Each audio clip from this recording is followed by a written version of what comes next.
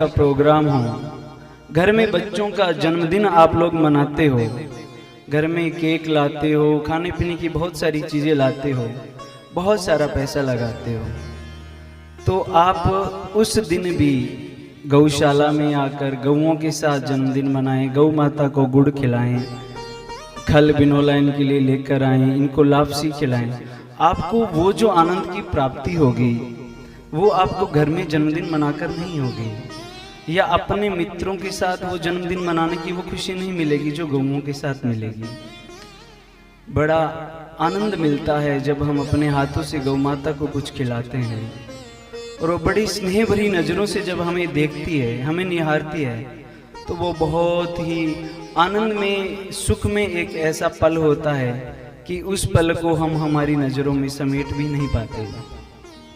आप कभी ऐसा करके देखना, आपका बहुत अच्छा लगेगा।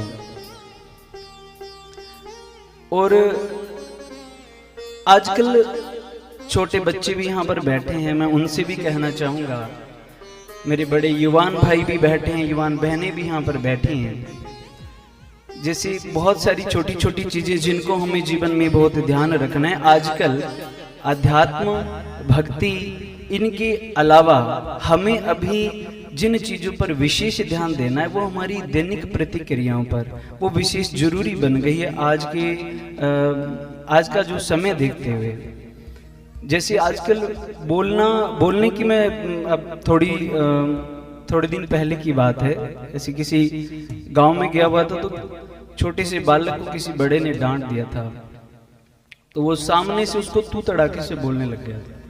वो छोटा सा बालक बड़े आदमी के साथ बड़े ही निंदनीय भाव से, और बड़ा मतलब हमें सुन के ही मतलब शर्म आने लगी कि इतना छोटा बालक बड़ों से कैसे बात कर रहा है। एक समय हुआ करता था कि अगर कोई बातें कर रहे हैं और पास में से कोई बड़े बुजुर्ग निकलते हुए जा रहे हैं, तो या कोई सामने से आता हुआ दिख रहा है, तो एकदम वो शांत हो जाते थे, चुप हो जाते थे। लेकिन आजकल वो समय ही नहीं रहा, बड़ों की कोई शर्म ही नहीं है, कोई लिहाज नहीं है, कोई मतलब उनको फर्क ही नहीं पड़ता, बड़ों के सामने बोल जाते हैं। कथा सुनने का हमें फल तभी मिलेगा जब हमारे अंदर ये सारी प्रतिक्रियाएं होंगी, ये बदलाव हमारे अंदर होगा। अगर हमारे अंदर ये बुराइयां हैं, हमें किसी के साथ बोलने का ढंग पता नहीं, तो हमें वो भी कथाओं से सीखना चाहिए। विनम्रता क्या होती है, हमें विनम्र भाव से, इज्जत से, आदर से, बड़ों का मान सम्मान करते हुए कैसे बातें करनी, ये हमें कथाओं से सीखना चाहिए।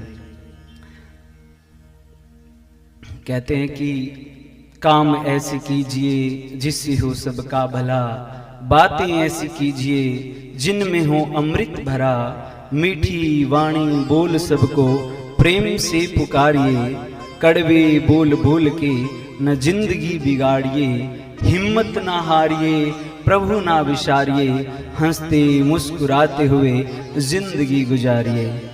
तो हंसते मुस्कुराते हुए हमें हमारा जीवन यापन करना चाहिए, बड़ों का मान सम्मान करना चाहिए, सबका आदर करना चाहिए। आजकल एक सबसे बड़ी बीमारी चली हुई है फ़ोन वाली। मेरे सभी भाई बहन यहाँ पर बैठे हुए हैं, तो उनके माता पिता भी यहाँ बैठे हुए हैं, मैं उनसे भी एक विशेष निवेदन करना चाहूँगा। वो बच्चों की जिद के आगे हार जाते हैं कि जी और रोवे जिंदा फोन देना पड़े, के करा, तो रोवे तो बिना फोन दे कि वो चुप थोड़ी है, वो दो मिनट अजी चुप, बिना तो रोज रोज की आदत पड़ जी, बिना बाद में ठा पड़ जाएगी भाई तू रो ही तो तने मिली फोन।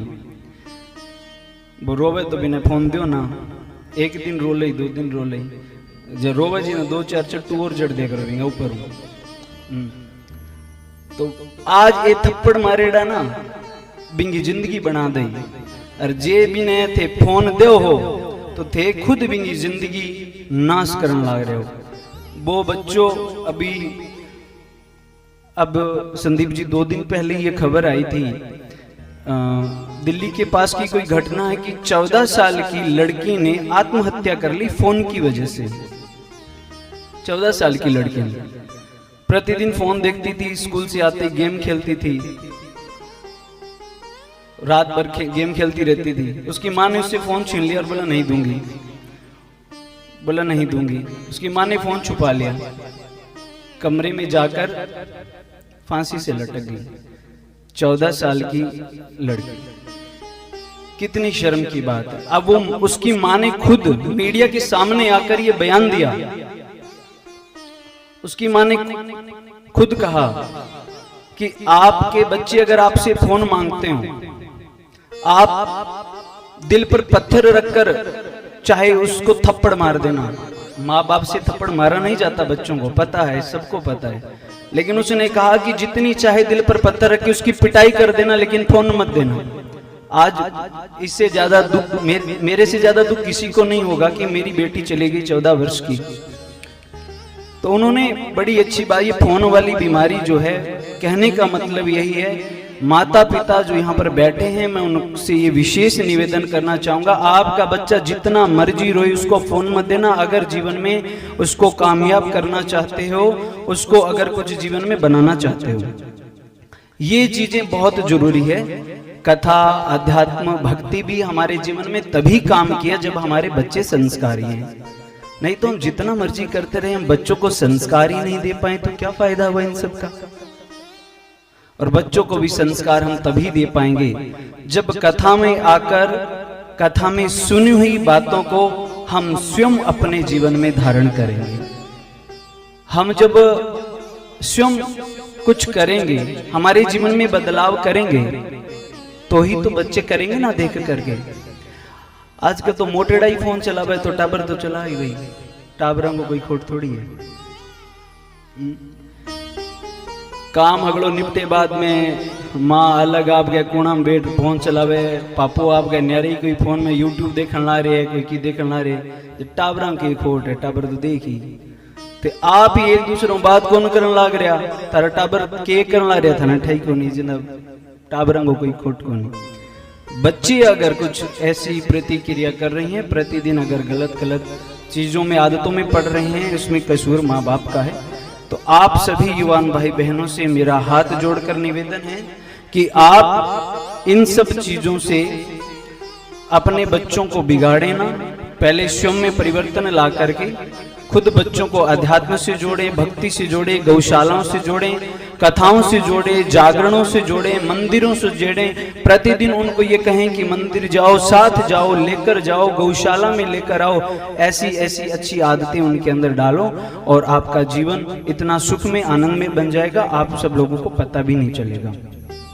तो मैं बहुत कुछ ना कहते हुए, कथा वैसे भी आज विलंब हो गई है किसी कारणवश, आप सबको पता ही है, तो मैं ज़्यादा समय नहीं लूँगा। संदीप भाई जी को मैं अपना जो है अपनी वाणी को विराम दे रहा हूँ। संदीप भाई जी को आगे का माइक सौंप रहा हूँ उनके लिए। बोलो गुरु जम्भेश्वर भगवान की, विष्णु भगवान की, गौ माता की।